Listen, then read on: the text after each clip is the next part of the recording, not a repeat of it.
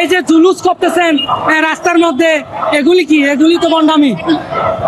ঈদে মিলাদুন্নবী আসলে জুলুস হচ্ছে যে একটা আনন্দের র্যালি যাত্রা। আজকে যদি দুনিয়াতে কোনো নেতা আসে, আমরা তার শুভাগমন উপলক্ষে সে জেল থেকে বের হয়েছে আমরা খুশি হই। তো যেই নবীর কারণে আমরা ঈমান পেয়েছি, আমল পেয়েছি, সবকিছু পেয়েছি, সেই নবী আসছে, সেটার জন্য আমরা দুনিয়া রাস্তায় নামছি। এখানে ভণ্ডামির কোনো কিছু নাই, বরঞ্চ খুশির বহিঃপ্রকাশ। তো আল্লাহ তাআলা খুশি উদযাপন করার জন্য বলছে, আল্লাহ তাআলা বলছে কুল বিফাদলিল্লাহি ওয়া বিরহমাতিহি ফাবিযালিকা ফালইফরাহু হুয়া খায়রুম মিম্মা ইয়াজমাউন।